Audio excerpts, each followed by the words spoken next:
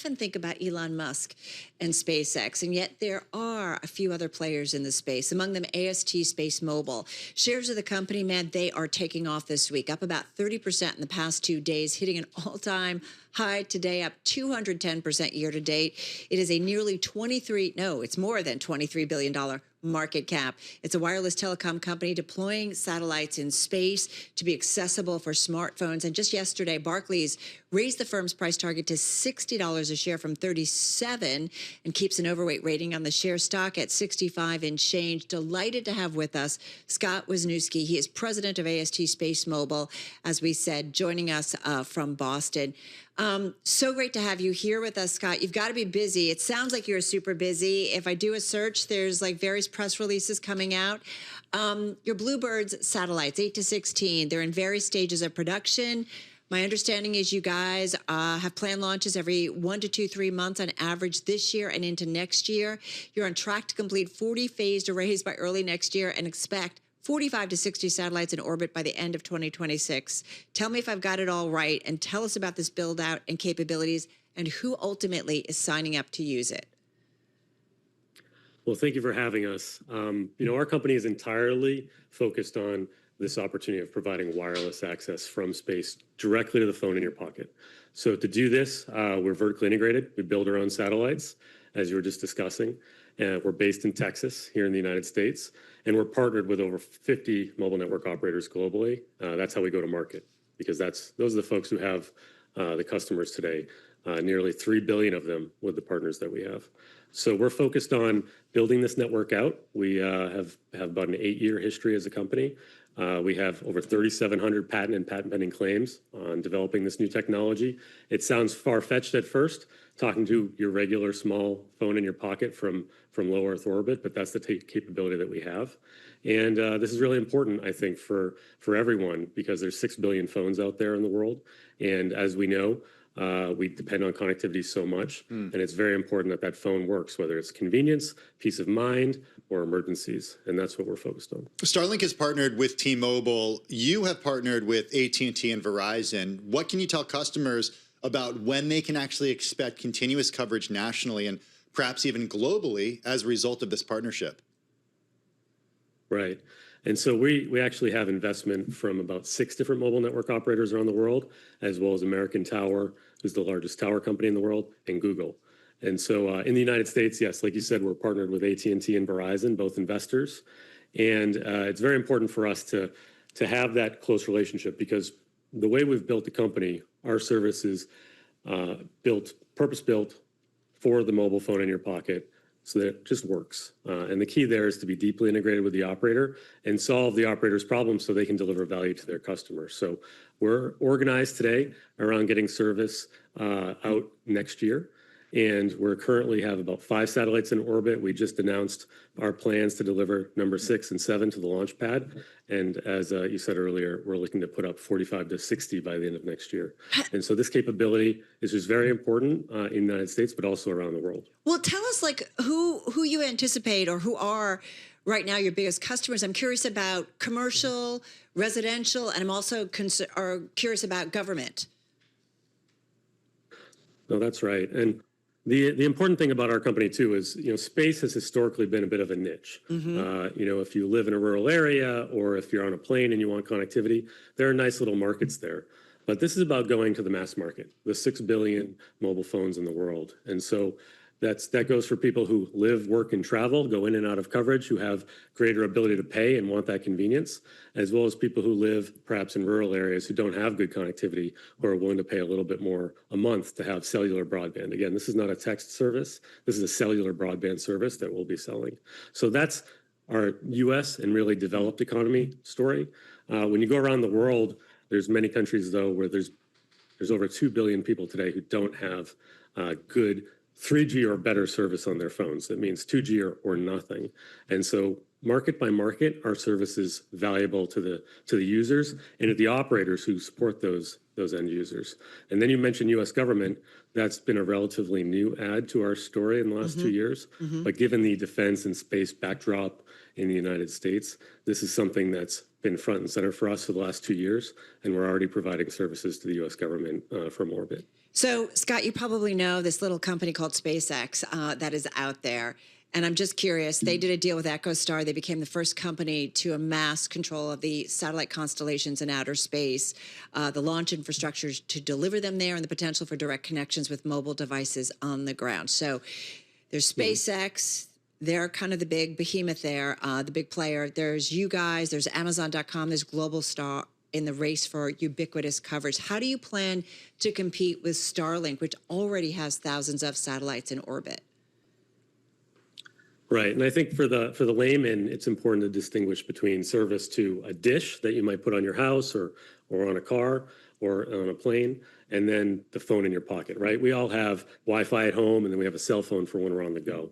So this is a market, the cellular market from space, that's brand new. You've seen some players start to enter it, including Apple and Starlink, but we've been at this for about 8 years. This solution is tailor-made, purpose-built for this solution. This is not an add-on new service for us. This is all we do.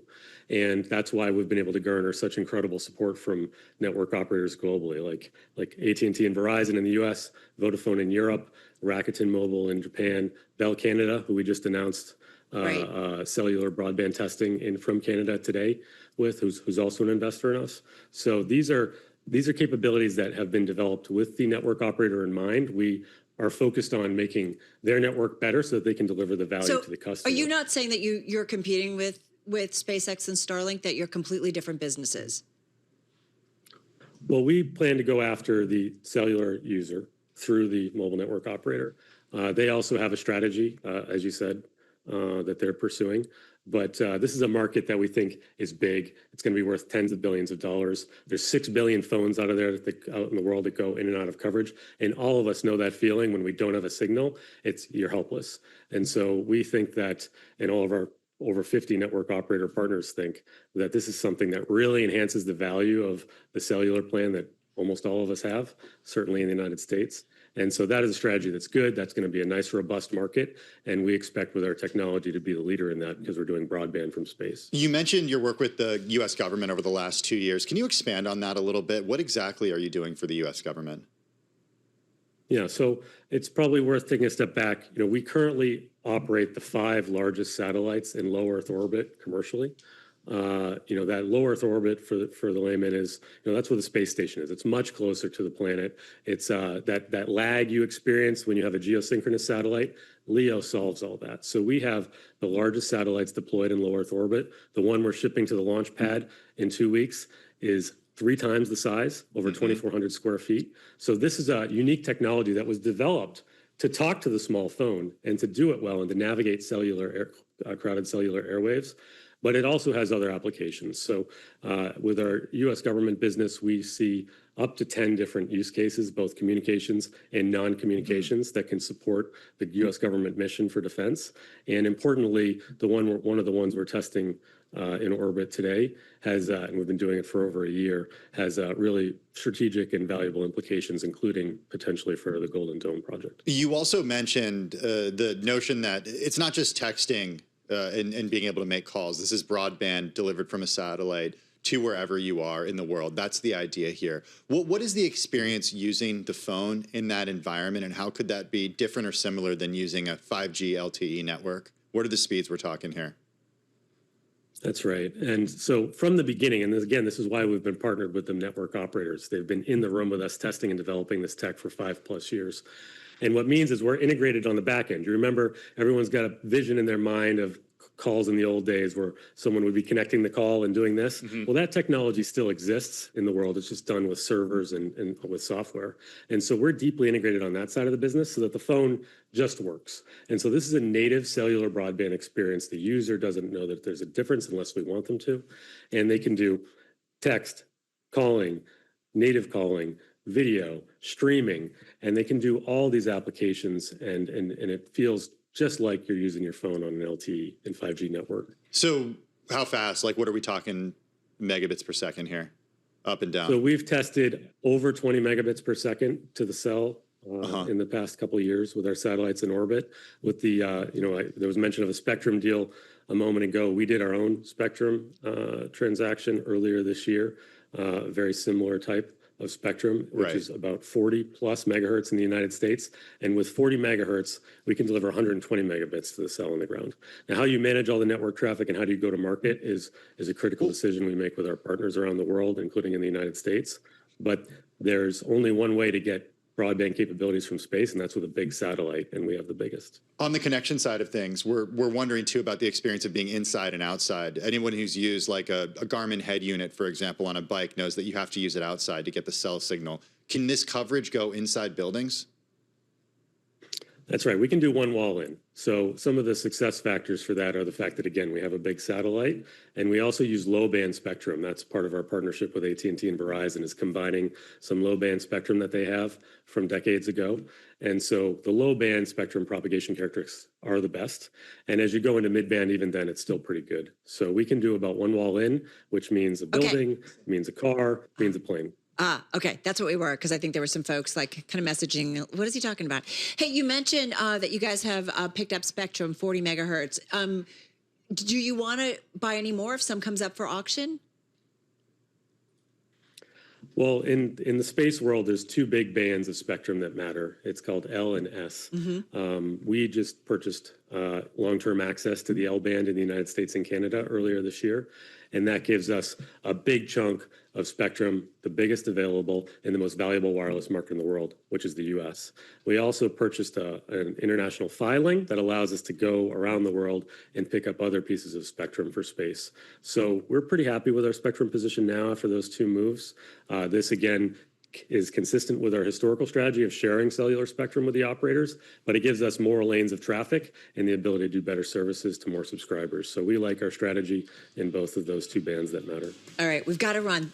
So appreciate this deep dive. I hope you'll come back, keep us abreast of what you guys are working on and how things are going. Scott, thanks. Have a great rest of the week and weekend. Scott Wisniewski, he's president of AST Space Mobile, joining us here. When we come back, Cutting Edge Tech.